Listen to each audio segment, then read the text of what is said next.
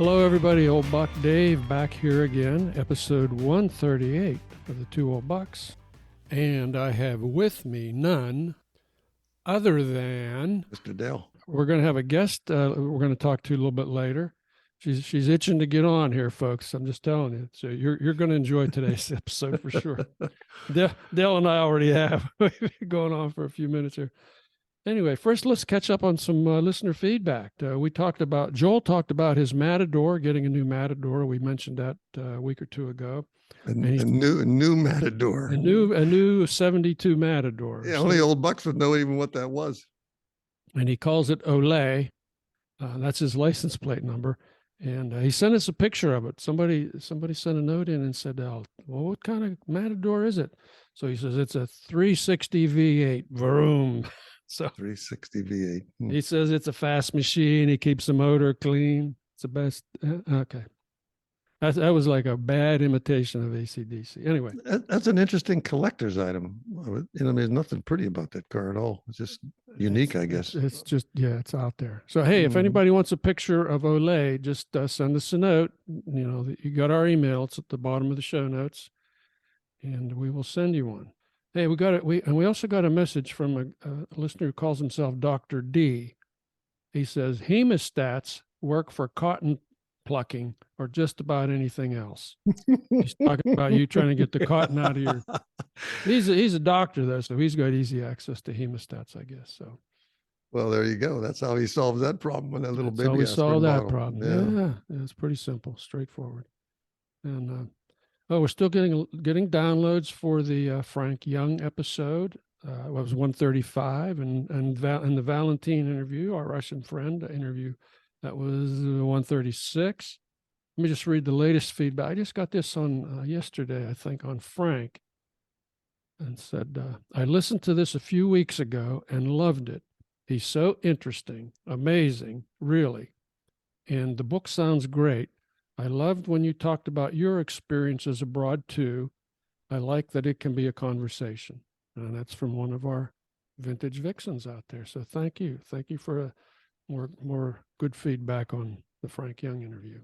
Hey, oh, by the way, Dale, I have to thank you and congratulate you. Me? Yeah. Okay. I'll bring our listeners in on this. So yesterday as I was going outside with a flashlight to check I know where you're going with this. Check my air conditioner. I get a call from Dale, and he says, "What are you?" I said, "I'm going out." I said, "My air conditioner started banging like crazy, bong, bong, bong last night." So then I turned it off, and then I waited. I turned it back on, and it was working again. Yeah, it worked again. I said, "But I got to find out what the heck was it? A twig fall in there or something?" And you said, "I said, tell them what you said." I said you had a gecko in your compressor, and it mulches them up with the fan, and they bangs all over the place. And they like the warmth of that compressor. And you went outside, and what did you find? I 100% verified your prediction. Yeah, it was gecko parts down there, and it smelled really badly already. Oh yeah, Geckos in your compressor. That's that. Geckos in your compressor. So that's a southern dilemma. Send me the bill. Hey, on another subject that's been burning a hole in my brain, what do you think of this new golf arrangement? You saw that? Yeah. I think under these circumstances, it looks like money it's one word. Yeah. Money. Yeah. And money is a big thing. I think there should be some rule changes, and I labored over a few. Would you be interested in hearing those? So you think I could? Something tells me you're going to tell me whether I'm interested or not. Yeah. So, well, when you're in Starbucks, you can't run away. I can't run away. I can't run. Yeah. Okay. So here's some new rules that I'm suggesting for this new golf merger that they should implement. And you've heard it here first. You know what a mulligan is, right? Oh yeah. I needed a lot of those when I played golf. Okay. Well, a mulligan is, I guess, an extra shot off the tee, but I've never seen them do it in a professional game, like in a U.S. Open or something like that. I've never seen anybody do that. But I think there should be, under this new thing, you should be able to do that, and they should add something called toss the ball. Toss the ball? I think this would be a great move. Say you're really in the rough. Yeah. You have one time you could just pick the ball up and you have to underhand it back into the fairway. Well, I think you can do that, can't you? Well, we do it. We You do it can't. when we're You cheating. can't. When we're You can't. cheating at home. Yeah, Yeah, but, I thought that was like a one-stroke penalty. You can take it out. I don't know. no, but I mean, make I it don't know golf official. rules. No penalty. It just becomes Okay. official. You have Oh, one okay. chance. You can pick You it get up. one. You're in a It's like- sand trap right next to the pin. You can throw it. You could use your one toss at that. It's You a know, on that mulligan hole. throw. Okay. Yeah. All right. Hope all the golfers out there are paying And- attention to this. And I think they should have something called a buy-in, which means if you, no matter who you are, if you have enough money and you know, they'll set a price, you can say, I would like to play in the US Open, or I'd like to play in a golf tournament, and you just pay your money and Pay your money and take you your get to chance. play. You get to play.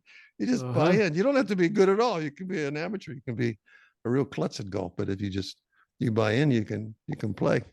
So I thought that would be. I thought that'd be a good twist, since money's a factor, right? Money's the main factor. It looks like. So yeah. And I think, and then the time There's regulations. more. There's more. Okay. Yeah, there's more. I think there should be a time. You should have a time regulation where you're allowed 1 hour per hole, not to What? exceed 1 8. hour per hole. In other words, the game How shouldn't. could it take 1 hour for one hole? Well, everybody will be permitted. Even I could do better than that. No, but everybody's permitted to hit 3 tries before they declare it's the official putt. You see, wherever your ball is lying, you could mark it, and then you could try. You could experiment with, you could hit the ball 3 tries and see if you know what it takes to put it in. Then you'd say, okay, this is my. People would stop watching. Our voice from the background says, yeah, people would stop watching. There you go. I'm all about that. There you go. Okay, you can start a GoFundMe page for that. Good luck, buddy. I don't know what to tell you. I don't think anybody will adopt the rules. Anyhow, enough of the foolishness. Okay. You got any more unfoolishness or? Oh, well, we could go on in our normal. Hey, what about the smoke coming from Canada here? All of the wildfires, the forest. Well, pictures on television. I saw that, and I had no idea that there was that much forest burning in Canada. I mean, that's terrible. It is terrible to think that much stuff is on fire up there, that they would bring the smoke down. Those pictures in New York and DC, that was like, when I'd go to China, that was like every big city was like that. It was terrible. You'd last about. But that was industrial pollution, wasn't it? That was right. Yeah, that was industrial pollution. I mean, I don't think we predicted. I mean, we were talking about global warming or this, that. I think we did not. We talked about sea level rise, maybe some storms, but I don't know as we predicted that there would be. Well, this all fits in with it because temperatures are higher. So the forest fires started earlier, more lightning strikes. I wonder what's going to happen when all this timber is burned off at least one time. You know what I mean? Once so much earth is scorched, that'd probably screw up the carbon ratio right there, wouldn't it? It's probably warming the atmosphere as we speak. It's probably not helping. Of course, it's filtering the sun out, so maybe it's going to cool things off. I don't know. Hey, I knew I was back in the tungsten industry. There was a Chinese guy that did business with him, and he came over to the U.S. for a 3-year stint. If I told you this before, just stop me. I don't remember this. So he had a 3-year assignment he was basically in Ohio, okay, in the Cleveland area. So after his stint was over, he went back to China, and he got severe respiratory problems when he went back home. And he said he blamed the United States for his problems. He said because the clean air here made him weak. Okay, made his body weak. It was not able to fight the pollution anymore. And so when he got back, he was a babe in the woods there, and he was pummeled by the Chinese pollution. So anyway, best luck to the Canadian firefighters on this one. Let's hope we get this sucker under control. All the folks up in the Northeast. Good luck to those folks too. Time for our guest. Time for a guest. Yeah, we've got enough mindless blabber here. So today we're honored to have another, what I'm going to call a fascinating guest. Her name is Mary Bencavanga. I like to call her Mother Mary. You'll soon see why. She's a wife of a grad school friend of mine, guy that I became friends with in grad school, and she'll probably tell you how we met. It's an interesting story in itself, I think. She's a mother of 2, a boy and a girl, both all grown up now. She recently retired from a career in financial services. And every time we'd get together, Mary would tell these stories about growing up Catholic, stories about her family, et cetera. And they were just so hilarious that I convinced her to share a couple with us. So we can maybe we can get her to be a recurring guest like Captain Jim or Joel. Anyway, welcome, Mary. How's life in the Berg? Well, talking about the pollution and the fires coming from Canada, we are in very high alert and told not to go outside or cut our grass or anything either. So it's bad here as well, but it's still sunny. But Here being the Pittsburgh area for in those Pittsburgh, folks yes, that don't know Pittsburgh, what the Pennsylvania. Berg is. Yeah. Okay, the Berg. Yeah. Home of the Pittsburgh Pirates, Pittsburgh Steelers, and Pittsburgh Penguins. There we go. Great legacies there. Great sports Yes. team.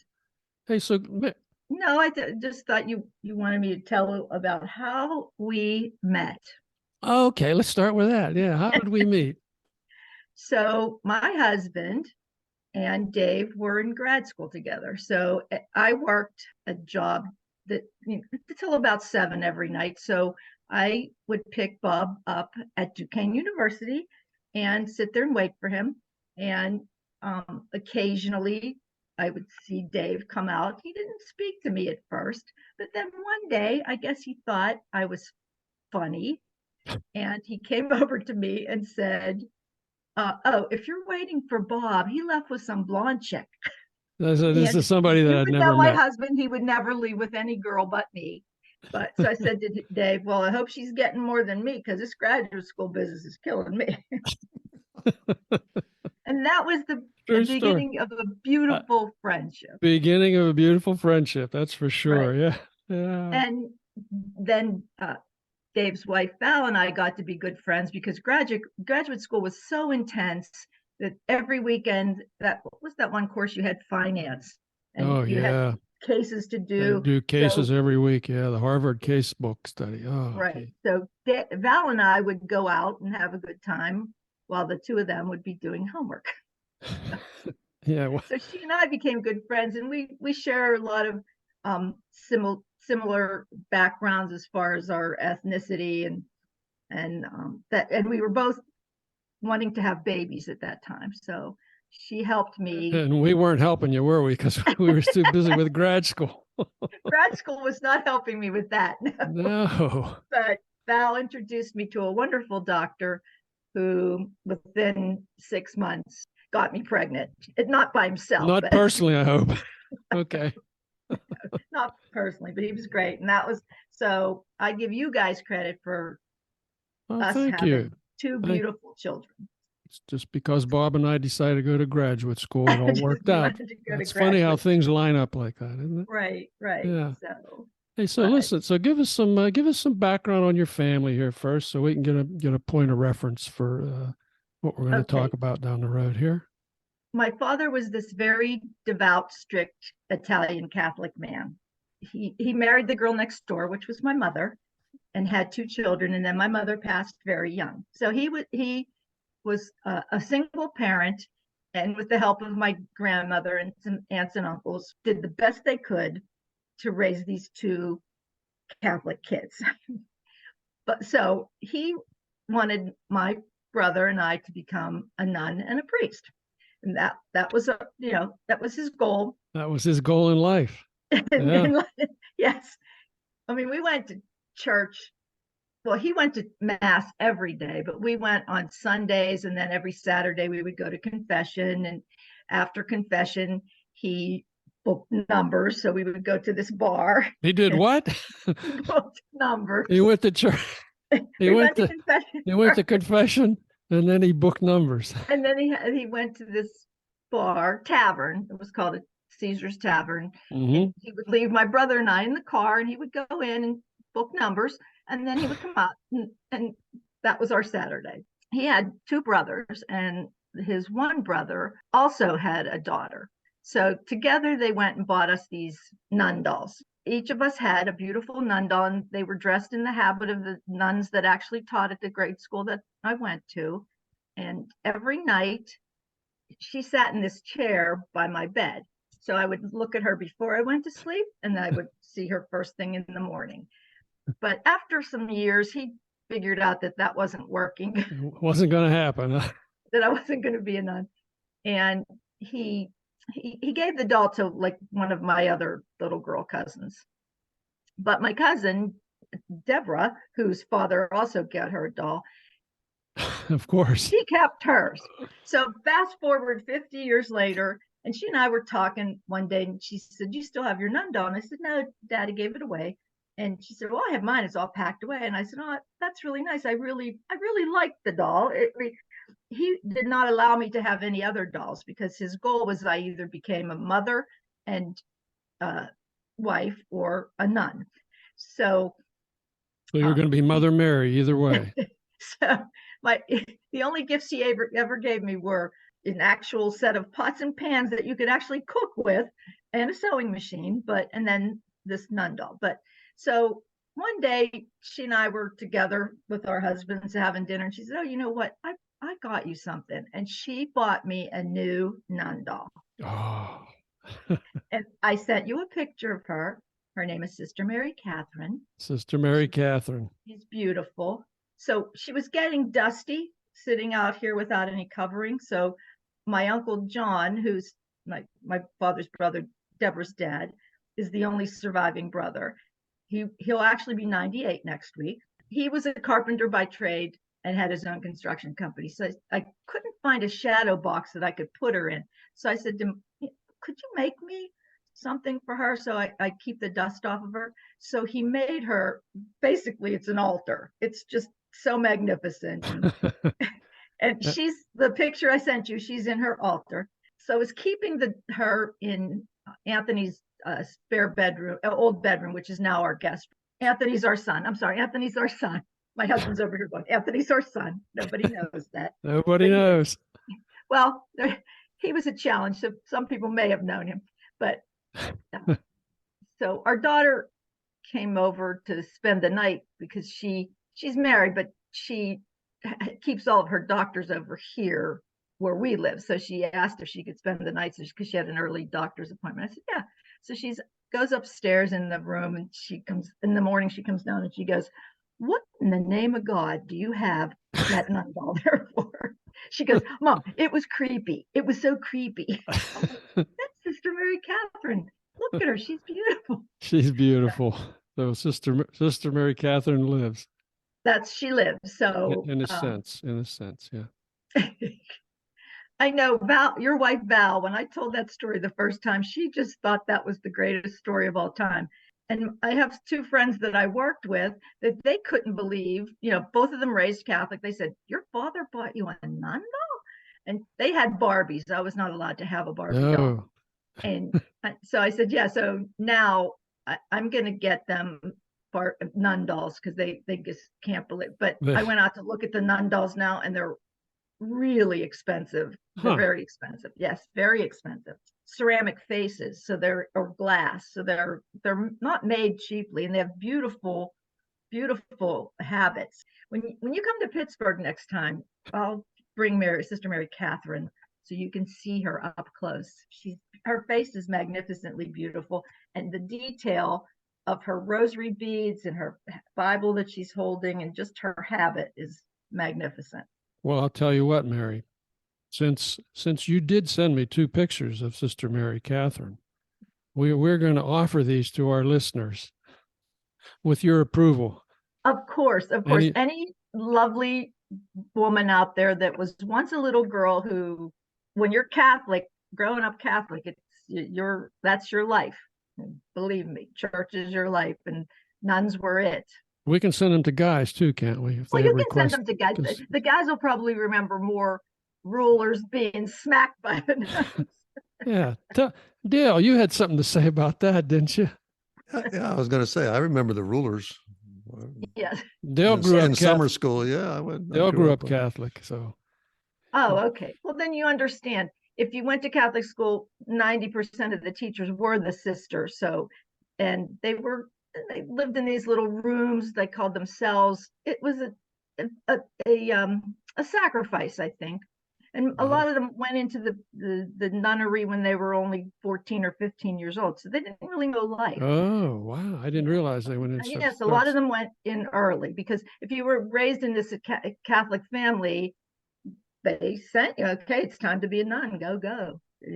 My father didn't do that. But he did get you a nice nun doll to He put did. next to your bed. That He did. When I was growing up, I thought, God, all these kids have really neat dolls and stuff, and I have her, which she was beautiful, but I didn't really think he was the greatest dad in the world. But looking back, he tried really hard he tried. He and tried. he turned us into two good people. Albeit That's, some days I wanted to smack him. that's what I was going to say, Dave. All that early stuff, she turned out all right. You know what I mean? She It did. might have served her well. Well, it did. Because I have to Looking say back. that, people, when I tell them stories like this and how strict my father was, and they would say, God, I can't believe he turned out so happy and so normal in Yeah, spite of him. But I had a wonderful grandmother and aunts too that took care of us, so they helped a lot. But he was a good father in that he provided spirituality and financial. He was very financially responsible. My brother and I both graduated from Duquesne University, and we never took out a school loan. He paid for everything, so he did a good job. And so even though why I did you didn't want want to to? go Why to Duquesne, I met Bob there, and that was the best thing that ever happened. see it all? Yep. And actually, he liked Bob more than he liked me, I think, because I would call him and I'd go, Dad, I want to do this. He goes, well, what does Bob think? I'm like, well, Wow. I'm grown. I know. No, talk to Bob. Make sure Bob knows what's going on. Wow. Wow. So why did Yeah, you want Bob. to smack him sometimes? Yeah. Your dad, I mean, not Yes, Bob. not Bob. Not Bob. He Not doesn't Bob. seem to be too bruised up. So No, he's precious. I love him. No, Bob. He's sitting there Bob is listening, going, "Oh Bob God." is a cocker spaniel that you have or something. I didn't catch who's Bob. Bob is her husband. Oh, Bob is the husband. Oh, well, then you did all right. You see that? No, Bob's great. Bob's great. As you know, Dave, you guys have been friends. You know that he's pretty cool. He is. He is. He's Yeah, I mean, we'll be married 46 years this year, so I think I like him. seems to be working out. Working out. Yeah. Yeah. And he's a good Catholic boy too, but like not to the point that his dad and mother didn't do to him what my dad did to me. So He didn't have any priest dolls, did you, Bobby? No, he's shaking his head. no priest dolls. No priest dolls. Was that a thing also? You get priest dolls? I don't think so. I don't think so. I never saw anything look Okay. like a priest doll. Maybe we had pictures of the Pope in our house, but that was it. All right. Which pope do you have in? You keep it current? Or? I don't know. No. Okay. I don't want their pictures in my house. No. Oh, we do. Bob's reminding me. We have in my father's side of the family, we have a Pope as in our family line, and In my the cousin family? Deborah found Wow. a picture of him and had it framed, and so it hangs in my uncle and aunt's house. Pope Innocent. Pope Innocent. Wow. Yeah, because our last name was Dinocenzo. Oh. Yeah, Okay. So it all makes sense. He wasn't a very nice guy, but she found this picture and had it framed. So my uncle, when you go there, he always goes, "Look, I'm related to a pope." Okay. He's related to a bad pope. A lot of the popes weren't great, so Yeah. they just happened to be lucky, I guess. Okay. Hey, Dave. Yes, sir. I would say that that anybody from Pittsburgh would be very familiar with this story, if you know what I mean. They can relate to it. I mean, some of our international listeners or something might not, but if you're from that area and you grew up Catholic, got a lot of memories for you. So, and like I said, Yeah, I think it served you pretty well. You got a great sense of humor, and you've been married 46 years and all that stuff. So I'm saying you turned out pretty good. My mother said to me, You done good. yeah, my mother, I mean, at least my mother once said to me, if I know you were going to turn out like that, I wouldn't have had kids. And I said, gee, Mom, okay, I'll go to the store for you. What do you want me to get? Some chip chop ham or something? Oh man. So Dale, I- your own mother spoke to you that way? Oh yeah, well I mostly turned out okay. Mostly, Yeah, I yeah. mean they've stuck with me all these I years. stuck by. Only by forgiving me very quite often for all my little faux pas or whatever. But really, what I'm listening to that, and I can relate very easily to that. To that upbringing. But Yeah, I think it's a Western Pennsylvania kind of thing mhm. too, because when you meet people, like I traveled for my job, and when I went to California, there weren't people like that there, unless they were, transfers from the Pittsburgh or something. I don't know. I enjoyed it. I loved going to Catholic school. We sent our children to Catholic school. They weren't as crazy about it as we were, but they didn't have a lot of nuns. But it served both of them well. Hey, Dave, you know that VV1 will probably listen to this, and I'm sure she would be able to relate some stories. You know who I'm talking about, don't I you? do know. Of course, I know who you're talking about. Yeah. So VV1, if you're listening, Well, listen, we're don't certainly hesitate to chime in with something, one of your open comments. open to any comments that people Yeah. want to send in on on Mary today and our discussion with Mary. Tell us another story, Mary. Yeah, this is good. I think Val likes this story too, your wife. So once I got old enough to take care of my father, my grandmother, because when my mom died, we moved in with her mother, who lived next door to my father's father. So he moved in with his dad and sister and brother, and my brother and I stayed with our grandmother and two aunts and uncle. So when I got old enough, which was about 8, my grandmother said, okay, now you need to go down there and you need to clean the house because daddy lives in the house. You need to do the laundry because that's daddy's laundry. I said, okay, fine. I did whatever they told me to do. So I go down there, and he had a sister. I lovingly referred to her as Lucifer's daughter. This is not a love story, apparently. She was mean. But God rest her soul. You know what I mean? She's dead. She's dead now. But she was a single woman, and she never married. But like once I got old enough to clean and cook and do laundry, she thought she didn't have to do it anymore. So that was my job. Okay. So one day she said to me, when you're done doing dad's underwear, you have to iron his underwear. And I'm like, oh, okay, whatever. You have to iron the underwear. Iron the underwear. He wore boxer shorts. So one day, and I was doing it for a long time. And then one day I was we did it in the cellar because the laundry tubs and everything were down there. So I'm down in the basement ironing his underwear, and he came home from work, and he walked in and he looked at me and he said, "What are you doing?" And I said, "I'm ironing your underwear." And he said, "Why?" And I said, "Well, Aunt Flora, that was her name. Aunt Flora told me I had to." And he just looked real sad at me. And he said, "Oh, honey, you don't have to do that."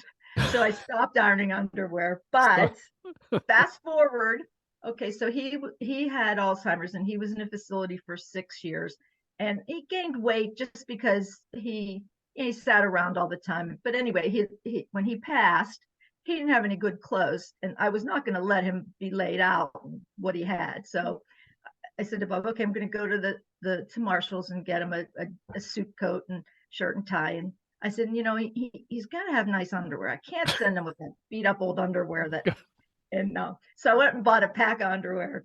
And when I took it out of the package, it was all wrinkly. So I'm in here in my kitchen ironing, and my aunt calls me. She goes, "Okay, are you all ready to take this clothes to the funeral director?" I said, "Yeah." She says, "What are you doing?" I said, I'm ironing daddy's underwear." She goes, "What?" I said, "I cannot let him go to heaven and meet my mother, would only be 27. He's 89 in raggedy underwear." That's interesting. Oh my, you are quite the daughter, Mary.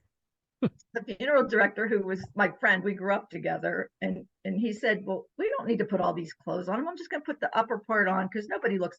I said, I ironed those underwear. He's wearing those. They're going with him.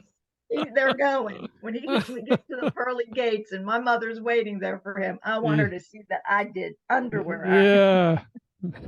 Hey, Dave, why does this not? It was fun. We had fun. It was sad sometimes, but it was mostly fun. Well, this does not sound strange to me at all. I'm telling you, it's like, oh, okay. Yeah, it all makes sense. Yeah. I think, I'm thinking back now, I wondered, I assume, Mary, that your father was an immigrant, or his parents were? He was not. He was first generation here. My grandfather, his father was an immigrant. Okay, Yes. so first generation. So I think that the first waves, before they made it across the United States, they hit maybe New York, and then they moved further west. And as were my grandparents, my mother's mothers, that crowd, they were early immigrants, and that's where they stopped, in that part of Pennsylvania. So these things sound very, very familiar. Well, Then I think people out what west might happened a not do lot it. too, Del, is that people were here, and like my grandmother, she sponsored people to come over, and then they boarded at our house until they could get their own places to live. Mm-hmm. Mm-hmm. Yeah. So And Dave, might I add too, and anybody of our listeners, Mary is the only person lately that's been pronouncing my name properly. Do you listen? Del? I That's did right. notice that. That's Yeah. right. There you go. Now you know. That's Del. That's right. That's the way it's Del, let pronounced. me ask you, like my mother was Slovak descent, but my father was Italian. Are you Slovak or at some ethnicity like that? Polish. Polish. Okay. Mm-hmm. So I had the best of both worlds. Excellent food from both sides. Yeah. Excellent food. And my grandmother, there were 6 houses on our street. All of them were Italian, but her house. In fact, my one aunt, Lucifer's daughter, was not thrilled when my father married my mother because she was not an Italian girl. Yeah. But it was really, my grandmother taught us to speak Slovak. So it was lovely to listen to her language and speak to her. And I miss that because once she passed away, nobody spoke Slovak anymore. Yep. It ended with her. Right. Yeah. But my Italian grandfather, I would say to him, he'd be reading the paper and I'd say, Gramps, teach me Italian. Let's go through the paper. And he would look at me and go, I'm an American now. I'm an American. Yep. So I've been learning Italian now through Duolingo because we are going to Sicily, Bob and I, in September. So I'll be able to speak when I get there. If you look back on those times and you said, how would I sum that up? And maybe Mary, you'll agree with me. You could say, I laughed, I cried, I'd do it again. Right. You know what? You're absolutely right. I mean, I had another uncle. My father had another brother who he never married. So he lived at the house all the time. And he was actually the guy that spent the most time with me. Like my dad worked all the time. My uncle worked too, but like he loved sports. So he would play baseball with me. He didn't care that I was a girl. He taught me how to play wiffle ball, taught me how to golf.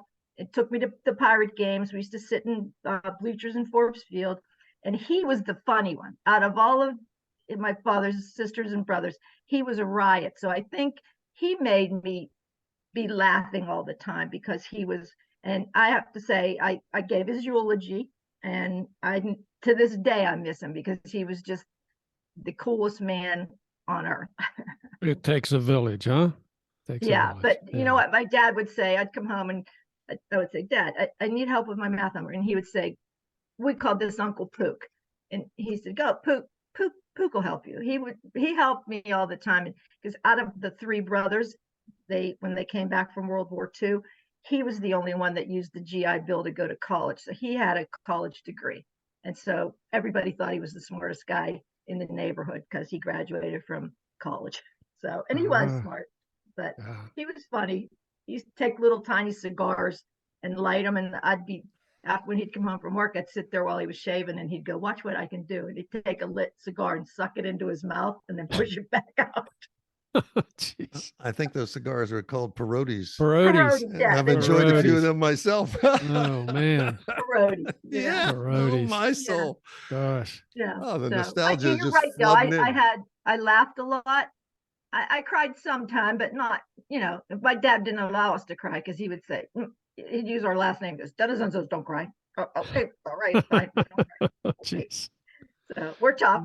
No crying. Okay, so you survived that and survived it and blossomed. Yeah, true. Absolutely. And my kids, they don't get it sometimes because they're used to having Bob and I with them all the time, or like around. And my little girl, she's 35 now, but they'd watch Full House, that with those little girls that their mother died, and she'd come crying to me, "Oh, mommy, I'm so sorry." I said, "It's okay. I had fun. It's all right. Look, and I got you guys, so it's fine. You don't have to cry for me." But they don't get why I'm happy all the time, I think, because when I drive them to school, I'd be singing in the morning and they'd be looking at me like, "Why are you, it's 7 o'clock. What are you happy about?" Hey, I took a breath. I'm here. Well, they're probably going to listen to this, Mary. You know that, don't you? My kids? Yeah. You know what? I will share. I'll share it with them. I don't know. My son's not really. He's so serious. I don't know that he'll probably just look at me and go, "What are you doing?" But my daughter, oh, like I said, Mom. she's got stories. She's been writing my eulogy because she was here the other night. She goes, "Don't be giving all my stories away, Mom." Well, I said, most "It's likely okay, your eulogy Dad. will You be do for your only a few stories, people. I'll be dead." Anyway. Oh, we had some great stories here today. This was Well, I'm wonderful. glad. I had fun. I loved it. And, Dell, you're cool, man. That's Well, that's true. That's Hey, a Mary, when you truism. listen to it again, you will you'll also enjoy it too, as I do when I listen to these things. So you're pretty much saying, Dave, it's time to say goodbye. It is. It is time to say goodbye. It's time to say thanks to Mary for a great time. I had a wonderful time. We're gonna have you back again, Mary. I promise you. Trust me, I got a bookload of stories. Okay. Like I told you before, Sebastian Maniscalco. If you're listening, Sebastian, I'm available for stand-up. Oh, there you go. we just launched a new career. Anyhow, this is old Buck Dell saying to all our listeners too, thank you, and thank you to Mary. So we'll talk to you next time.